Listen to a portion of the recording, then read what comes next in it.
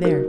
If you've been thinking about tracking your calories, what you eat, for the purpose of going into what we call a calorie deficit for losing weight, you're going to come across something called net carbs. And I tell you, everybody who starts tracking things in detail, starts reading those nutrition labels more than ever, comes across this thing called net carbs, where at first we get excited about, then we get really pissed off at it, and then we're scratching our head wondering, what is this thing? Why do I care? And what is it going to do for my health? So this is the deal.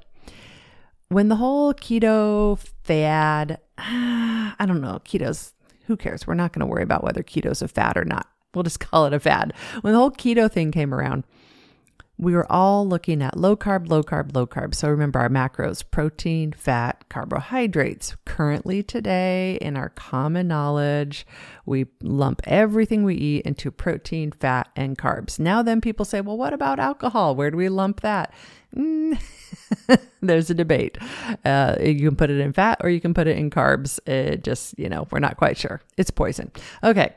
So when you start eating healthy and looking in and going to the grocery store and reading nutrition labels, which are fantastic, it's actually really a pretty remarkable thing. Whether you're pro or against big government, the fact that we live in a country where we're required to report nutrition facts on food is really amazing. It's really pretty awesome. And I know we got a long way to make those labels accessible, but it's fantastic that we have that. They all track protein, fat, and carbs. Now, carbohydrates are the foods like your breads, your pastas, your legumes, like things. I'm going to assume you know what a carb is. Then we look into carbs and realize, okay, now within a carb, there's highly refined processed carbs. That's our bagels. That's our donuts, our tortillas, anything and everything that's pure sugar or candy or sweets or treats or cake. Like those all get lumped into kind of one bucket, not kind of one bucket, but a bucket. Then we have this other kind of carb, which we all know very well, called fiber. Fiber is also considered a carb. Fiber is considered the part of the food, the carbohydrate, that your body, your intestines doesn't necessarily digest. And so it helps keep you regular in the bathroom, and it helps keep things moving and grooving down there. We've known it seems to be very protective against colon cancers, irritable bowel syndrome, a whole bunch of other things. Fiber is our friend. We like fiber. So this looks like basically the peel of any fruit and vegetable. So like the peel around your apple or your grapes, so the little, covering around the blueberry edges. So that's why they say, don't peel your apple, eat the peel with it. This is your whole grains that have the whole husk of the grain in there. Those kind of things are the fiber. Now, here's where we all get our panties in a bunch. As we know, not all carbs are the same. A fiber metabolizes in your body so differently from a highly refined processed, we'll just say donut. So different that you really can't even say they're the same food, and you really can't lump them together in the same thing at all. So for example, apple juice, that juice, the sugar in the juice, it's like straight sugar. You might as well mainline it into your veins, as we know. Eating an apple, the whole apple with the skin, metabolizes in your body completely different. Now, apples they spike blood sugar. If you have diabetes, the apples do spike the blood sugar, but an apple with the skin won't spike the blood sugar as quickly or acutely as the same amount of apple juice straight on mainlined. Ladies and gentlemen, we're going to have a little bit of fun with this. We are going to compare the effect of net carbs, food that has fiber in them versus food that doesn't have fiber in them, we're going to compare a serving size of blueberries, which is 1/2 cup of fresh blueberries, with one single donut hole at a Krispy Kreme donut factory. Now, we're not talking the whole donut. We're just talking one of those little circle dots. Okay, here we go. Let's compare these side by side. First of all, you can eat a whole 1/2 cup of blueberries, 42 calories. Remember that number. You can eat one little itty bitty cutie pie donut hole and it's 45 calories. So essentially, if you go to Krispy Kreme's and you get donut holes, make sure you enjoy every single bite of it, because every single donut hole you eat is going to be the same amount of calories as blueberries, a whole 1/2 cup of fresh, glorious blueberries. And so, yes, I do not want to moralize food. I do not want to say this food is good food. This food is bad, evil food, and you are bad and evil if you eat this food. No, I don't want to do that. But having data is really good to know this. Okay. Net carbohydrates. And this is where it gets tricky. The bottom line here is I am not a fan of tracking net carbs. Okay. And if somebody says, well, what about if I have diabetes? Okay, we'll talk about that in a little bit. But overall, not a fan of it. Here's the thing. Total carbohydrates for the blueberries, 11 grams. Total carbohydrates for the donut, 5 grams. Here's where it gets tricky. There is 2 grams of fiber in the blueberries, 0 grams of fiber in the donut holes. Fiber, my friends, is what we call that indigestible part of the carbohydrate, which theoretically, technically, there are marketers and folks saying that if you eat that 2 grams of fiber of the blueberries, your body's not digesting the fiber. Your body is actually pooping it out the other end. And this is an argument for why a calorie is not a calorie is not a calorie. Because if you eat 2 grams of fiber and your body doesn't digest it and it poops it out, then there is calories you ate that does not go to your hips. Aha! So we think, oh, then I just want to eat all kinds of high fiber food because then it'll go straight through me. Yeah, well, that you could eat sawdust too, and that's not good. But there's different kinds of fiber. And here's where it gets tricky. Manufacturers now are marketing things like bread and tortillas, saying it's carb balance, low carb. You know, this is a great thing for you. You can have this tortilla and it's full of, low carb stuff. How cool is that? Almost every single one of those, when you look at the nutrition facts and what is actually in those products, it is crap. So they put in, alcohol sugars, which is a weird thing to say that's actually a fiber that our body doesn't necessarily digest. They put in psyllium husk, which isn't terrible for you. But you can buy a psyllium husk supplement and just eat that, drink that. Lots of things that really aren't food for us, but make it so the manufacturers can market it as carb balance, even though it's not. Here's the crazy piece, all right? This is where you got it. Like my geeky friends, you're going to like this. You got to take notes. It's going to break your brain. Maybe not. Somehow, some reason, on the nutritional facts of a label, manufacturers are allowed to take fiber calories and pull it out of the total calories of what you're eating. So, for example, I've got in front of me here, these are Mission Carb Balance tortillas.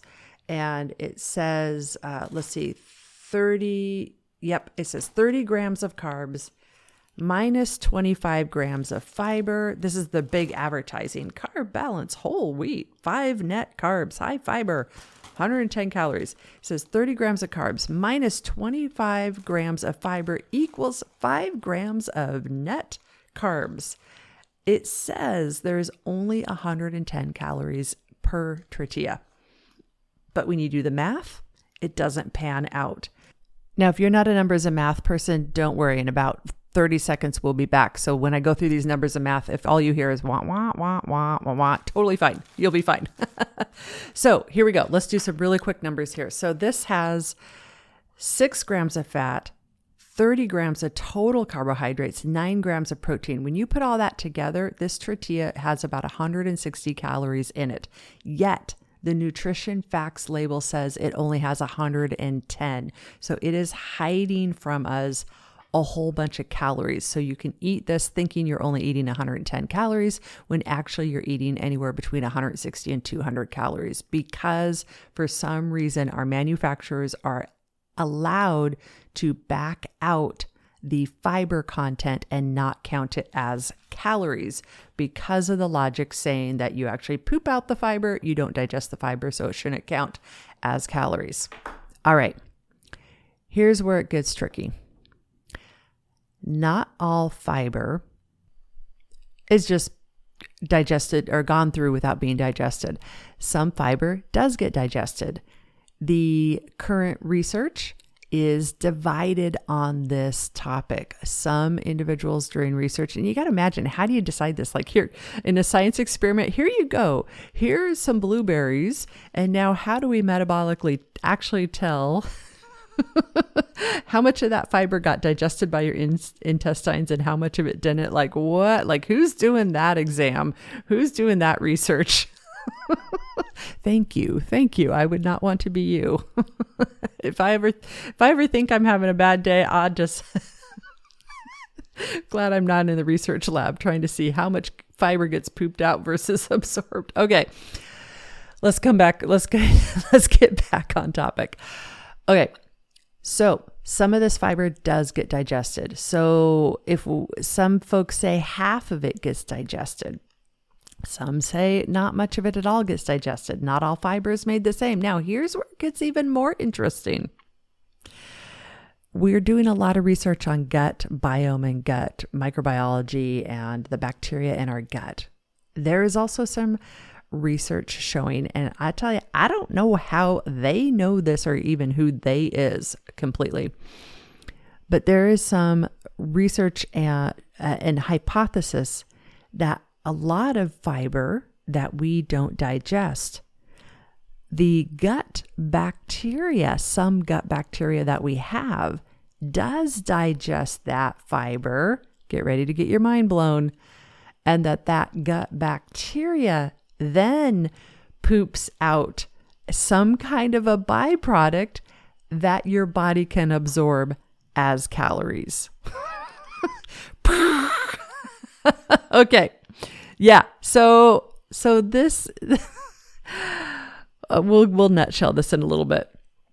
So some folks, if you eat high fiber, you're able to, it's actually a great way to help you feel full. We know fiber is good for us. Nobody's debating whether or not fiber is good or bad for us. We know we should eat it. We know we should have, ballpark minimum, 18, 20 grams of fiber every day. Ballpark is different for everybody. If you want me to dial that in for you, reach out. Happy to dial in all this for you.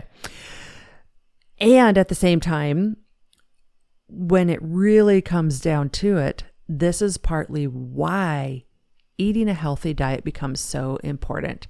Because let's go back to the blueberry versus the glazed donut holes. The fiber is a big part of what helps us feel full. If you eat 10 glazed donut holes, that's 430 calories of the Krispy Kreme donut holes. 10 donut holes, easy, no problem. I could do that in 5 minutes, probably less. The same amount of calories in blueberries would be 5 whole cups of blueberries. Now, how fast do you think you could eat 5 whole cups of blueberries? Yeah. And blueberries are like a powerhouse for nutrition. So really the whole fiber, net carb, everything comes down to eat healthy, eat whole foods, and And really this carb balance thing, like the tortilla thing, it's really, the ingredients are not that great.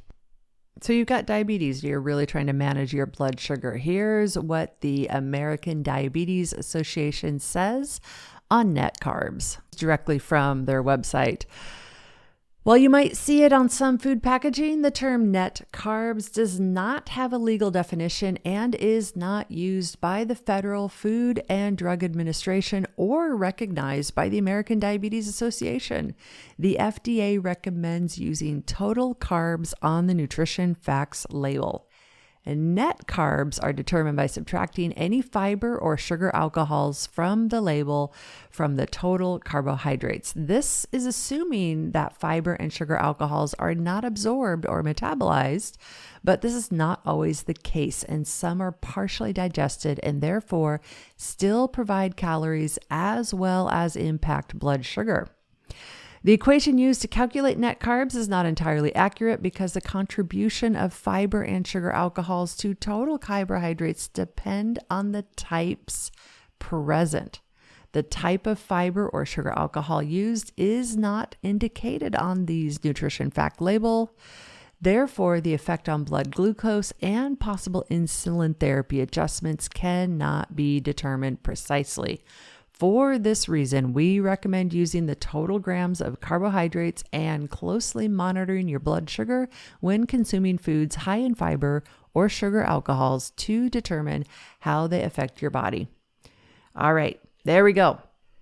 So this whole net carb thing, we're going to chalk it up to a way that food manufacturers have weaseled their way around the loopholes of the laws or the guidelines of the FDA, Federal Food and Drug Administration, weaseled their way around it to market something to us. And so this is why any and every time we buy any packaged food, especially if it's washed with all kinds of healthy for you labels, we want to be reading the actual ingredients in there so we know what we are actually putting in our bodies. There you go. That's the scoop on net carbs. If you have any thoughts or questions that you want me to dive into a little bit more on net carbs or any other similar topic, do reach out to me. And if you're listening in on Apple Podcasts, scroll down to the bottom of this episode, give it a 5-star rating, take a time to write a review, write a sentence or two about, something you've really gained. You could even be like, hey, great episode on net carbs. Now I know a little bit more about what I'm supposed to do. This is actually super helpful in helping others find this podcast here, Couch to Active. Alrighty, this is Lyn Lindbergh, the host of the podcast Couch to Active, and we run the business called couch2active.com. Head on over there, check us out. It's fully accessible to anybody who is visually impaired or blind, but you don't have to be blind to join the fun. That's couch2active.com.